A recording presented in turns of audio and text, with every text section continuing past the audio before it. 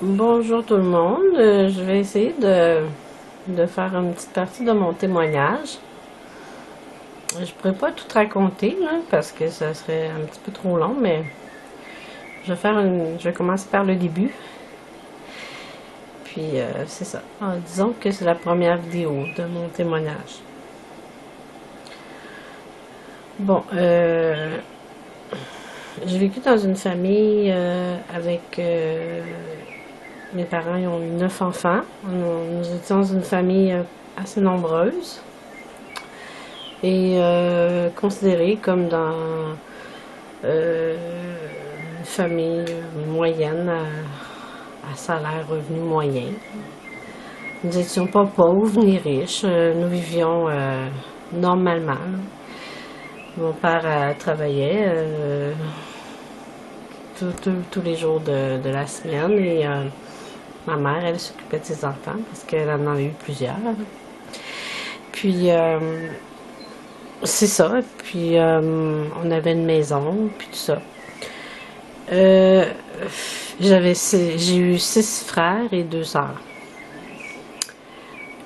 Puis, dans ma jeunesse, j'ai eu une belle jeunesse. Très aimée de ma mère et j'étais, comme on dit, la 7e de ses enfants, la dernière de ses filles. J'étais un petit peu plus gâtée que les autres. Fait que moi et ma mère, on a une très bonne relation amicale et d'amour. J'ai toujours aimé maman beaucoup et elle aussi. Puis ça continue encore aujourd'hui, c'est toujours comme ça. Puis pour dire que c'est maman qui a connu le Seigneur avant, et 1 an avant moi, elle a reçu Jésus dans son cœur comme son sauveur personnel. Puis elle m'en témoignait régulièrement, elle me partageait ce qu'elle vivait et ses joies et le bonheur d'avoir Jésus dans sa vie. Puis moi, étant une petite fille rebelle, j'avais 16 ans au début et j'étais pas tellement intéressée, hein. J'avais mes amis, j'étais dans la drogue et je consommais aussi de l'alcool régulièrement. Ma vie, c'était vraiment... j'étais pas là dans ma jeunesse. Je veux dire, j'étais tout le temps sur la drogue ou l'alcool avec mes amis. Puis jusqu'au jour où ma mère, j'avais 17 ans, elle vient me parler et elle continue, elle me parle de Jésus, puis là, je viens en colère parce que j'en pouvais plus d'entendre parler de Jésus, puis j'ai dit des choses méchantes, là, que ça venait pas de moi, là. J'ai dit des paroles blessantes à ma mère que j'aimais vraiment plus que tout, là. Pour moi, ma mère, c'était mon univers, là, c'était ma préférée.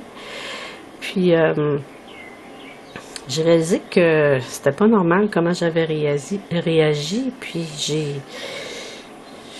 je me suis ressaisie après, puis j'ai dit...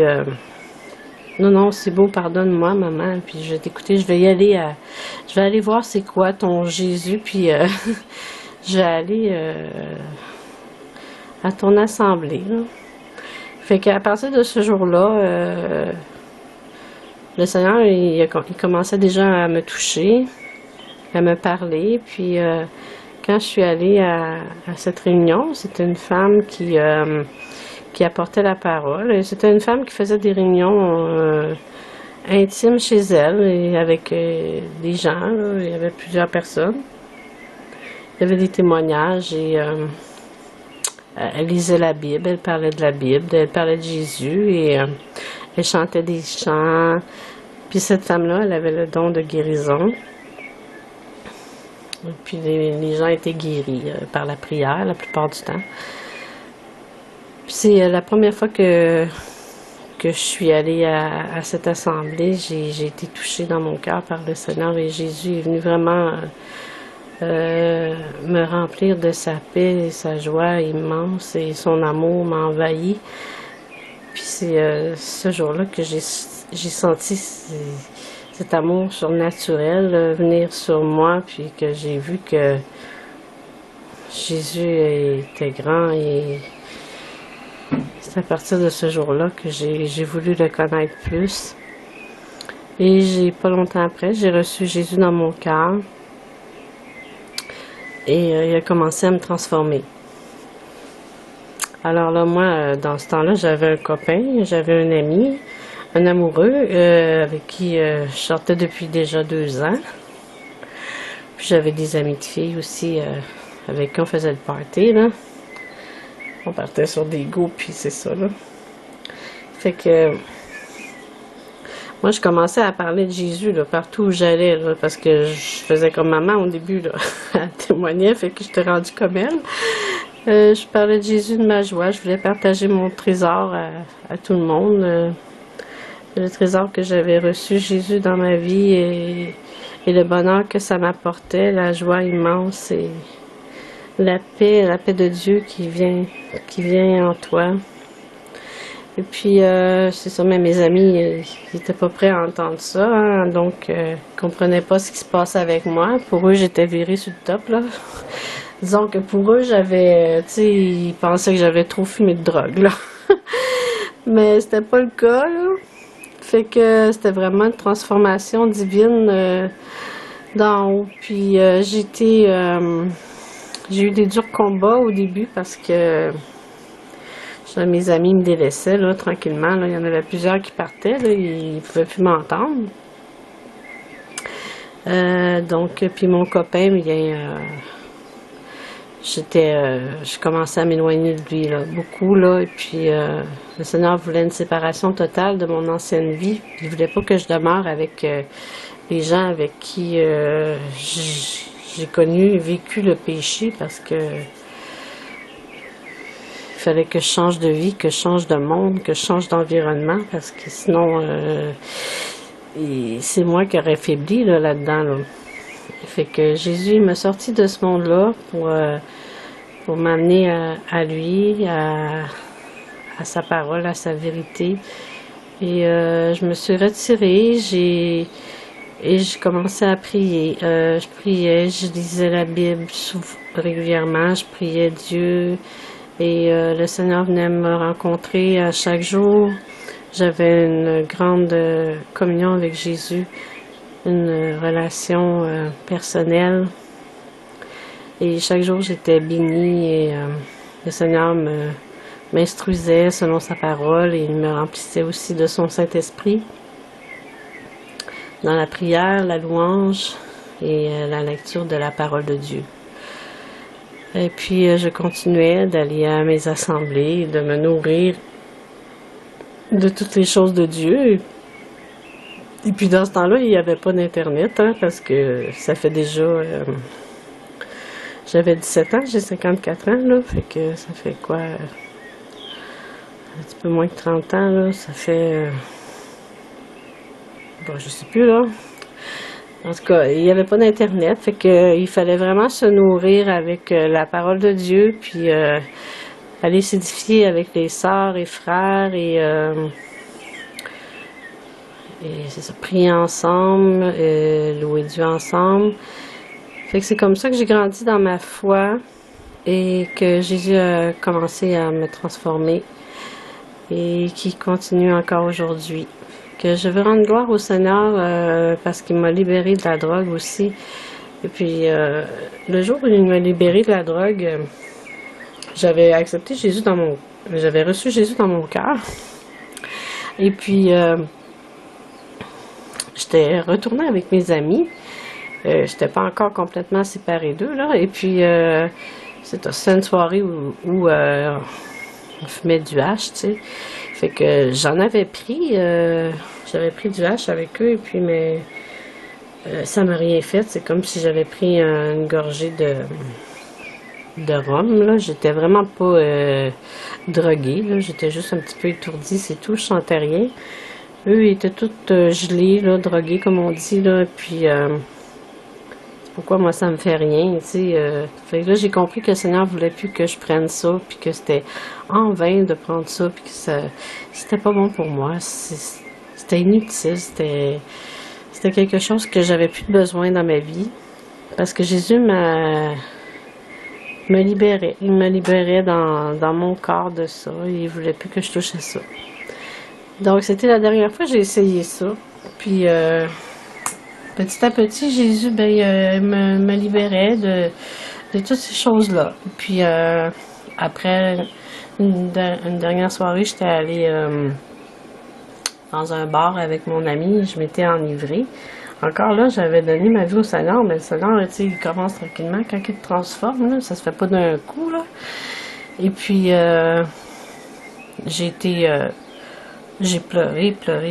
Je me suis repentie. J'étais vraiment à terre d'avoir fait ça, là, parce que je pensais que Jésus pouvait pas me pardonner, là, ce que je venais de faire. Et puis, c'est encore une délivrance que le Seigneur venait me faire. Pour passer mes soirées dans les bars et m'enivrer comme je le faisais, là. C'est ça.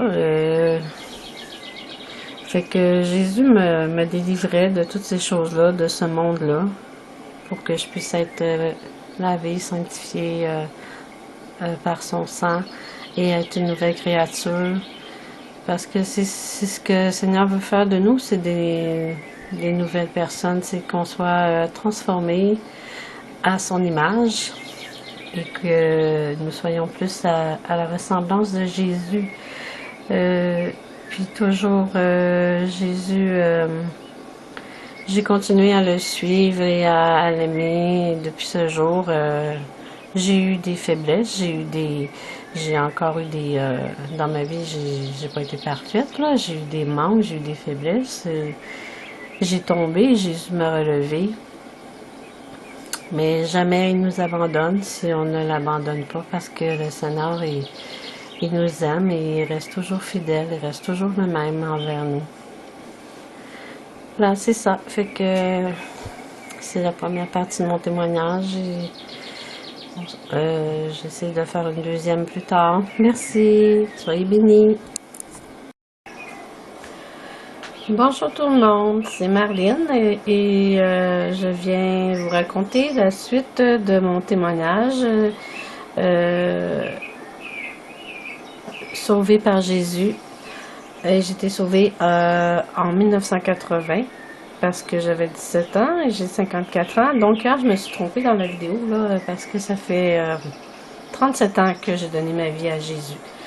Puisque j'avais 17 ans, donc on fait le calcul, ça fait 54 ans. Donc c'est ça. Voilà, j'ai passé par les eaux du baptême à l'âge de 18 ans. Et ce jour-là, ce fut encore un jour extraordinaire et un des plus beaux de ma vie que j'oublierai jamais aussi. Parce que quand je suis sortie de l'eau, vraiment j'ai senti mon ancienne vie m'abandonner et c'est comme si j'avais perdu quelque chose de moi qui était tombé, un lourd fardeau qui était tombé de mes épaules et que je me sentais tellement bien après mon baptême. C'est comme si j'avais plus de corps, c'est comme si je pouvais m'envoler, puis ça a duré des heures et des heures.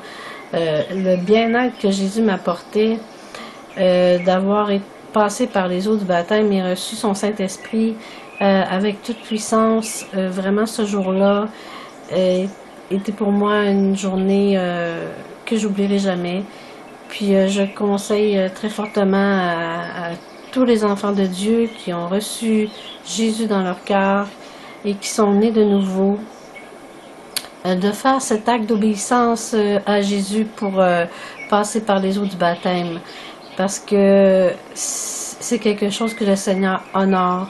Et c'est comme un deuxième pas, un acte de foi envers lui, pour lui montrer que vraiment tu veux lui obéir et que tu as décidé de consacrer ta vie à Dieu après avoir reçu Jésus dans ta vie. Puis le Seigneur il te bénit doublement et c'est extraordinaire. ce sont des choses que tu ne peux pas comprendre si tu ne les vis pas, parce que c'est des choses intérieures que le Seigneur t'apporte, des bien-être, des paix profondes. Et vraiment, à Dieu, tout est possible. Hein? Et ces choses, ils ne se retrouvent pas sur la terre, dans le monde. Tu ne peux pas retrouver la paix de Dieu dans le monde. Puis la joie que le monde offre, elle est éphémère. Tandis que la joie de Jésus qui nous apporte, c'est une joie qui ne se compare pas. Elle ne se compare pas aux choses du monde. C'est une joie profonde que Jésus nous apporte. Et son amour, bien, est encore plus grande et elle ne se mesure pas à rien de ce monde. C'est un amour infini, qui est sans limite, un amour qui se compare à rien. Il n'y a rien de ce monde qui peut égaler Jésus, qui peut arriver à l'égal de Jésus, parce que Jésus, il est l'incomparable. Il est le seul, l'unique, le seul qui peut t'apporter le bien-être que tu recherches dans ce monde, que tu peux rechercher dans des futilités, dans des choses vaines, comme j'ai fait quand j'étais jeune, et seulement Jésus peut venir combler le vide que tu as à l'intérieur de toi. Parce que on a tous ce vide-là avant de venir à Jésus. Nous avons un manque, une soif de connaître pourquoi nous sommes ici sur la terre, pourquoi Dieu nous a fait ainsi. Mais si nous avons le désir de chercher, de connaître plus, c'est parce que c'est Jésus qui met en nous cette soif, qui met en nous ce désir d'aller chercher plus loin pour que nous puissions trouver Jésus, suivre son chemin. Puis c'est vraiment le seul chemin, la vérité et la vie, qui s'est écrit dans la parole de Dieu, que Jésus est le chemin, la vérité et la vie, que nul ne vient au Père que par lui. Jésus est le seul qui peut te sauver. Il est le seul intermédiaire entre Dieu et les hommes. Et que tu auras beau prier qui tu voudras, tu auras beau essayer de passer par tous les chemins que tu voudras, tu ne pourras pas atteindre Jésus ni Dieu si tu ne passes pas par Jésus. Parce que c'est le seul qui peut te répondre. C'est lui qui a donné sa vie pour toi. C'est Jésus qui est mort à la croix pour toi. Mais Jésus peut prendre différentes personnes ou différentes situations pour t'amener à lui. Parce que lui, il connaît ton cœur, il connaît tes besoins, il sait comment aller te chercher.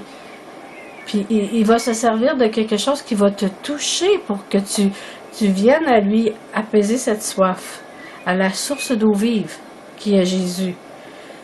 Et puis c'est à ce moment-là que Dieu vient sur toi, agit par son esprit et il te convainc de péché afin que tu viennes à lui, que tu te repentes et que tu reçoives Jésus dans ton cœur comme ton Sauveur et Seigneur, que tu acceptes de le suivre parce que Jésus t'a choisi, t'a prédestiné à être à lui. Donc, il faut que tu ouvres ton cœur au Seigneur, que tu t'abandonnes à lui, afin qu'il vienne et qu'il puisse te transformer, te rendre libre. Mais c'est ça qu'a fait Jésus dans ma vie, et ce sont des choses qui sont surnaturelles, et que pour les expérimenter, pour connaître Jésus, le premier pas à faire, c'est d'ouvrir ton cœur à Jésus, de faire la prière de repentance, de recevoir Jésus dans ton cœur, tel ton Sauveur et Seigneur, de te reconnaître pécheur, de demander pardon à Dieu. Et voilà, c'est à ce moment-là que Jésus va venir en toi et que le travail va se faire et que son esprit va agir sur toi. Il va commencer d'agir et tu vas pouvoir continuer de suivre Jésus en lisant la parole, en allant dans des assemblées chrétiennes pour apprendre à connaître qui est Dieu par des enseignements, à louer Dieu avec des frères, des sœurs dans le Seigneur. Et c'est ce que j'ai fait. C'est là où le Seigneur m'a conduit après. Nous avons connu une église chrétienne, je dirais 2 ans après ma conversion. Et puis, c'est pour nous un trésor, un autre trésor de trouver ça, parce que nous autres, on allait seulement que dans une petite réunion maison. Mais la puissance de Dieu était très forte, là, et le Saint-Esprit était vraiment présent. Mais nous ne connaissions pas les églises, là, les églises chrétiennes évangéliques. On n'avait jamais été dans ça au début. Donc, 2 ans plus tard, le Seigneur nous a fait connaître une église où vraiment son Saint-Esprit était en action dans cette église et sa parole était mise en pratique. Et puis, on a commencé à fréquenter cette église-là, puis le Seigneur nous bénissait à chaque fois. On a eu des frères, des sœurs dans le Seigneur avec qui on pouvait partager. Et puis, c'était vraiment notre famille, la famille de Dieu, où on a pu connaître des joies, aller louer Dieu et tout ce qui s'ensuit là avec ça.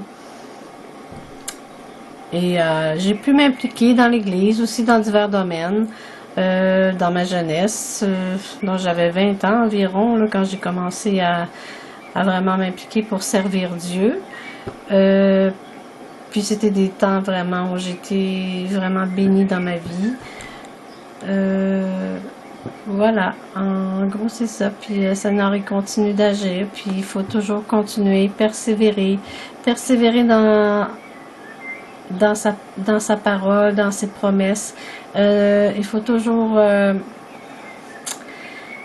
garder courage aussi, quoi qu'il arrive, parce que la vie n'est pas juste faite de belles choses, là. Des fois, il y a les épreuves qui viennent, puis c'est pas parce que tu es chrétien que tu n'auras pas d'épreuves, que tout va être rose bonbon, là. Non, non, non, non. C'est pas ça la vie chrétienne. Il y a les joies, les paix, le bonheur que Jésus nous apporte, mais il y a aussi des fois les épreuves, mais que Dieu nous aide à passer au travers, là, parce que les épreuves sont là et pour nous faire grandir aussi. Mais quand on est avec Jésus, on sait que Jésus a tout pourvu pour nous et qu'il a tout payé pour nous à la croix et que nous pouvons abandonner à ses pieds nos fardeaux, nos péchés, nos peines et que Jésus a tout accompli pour nous.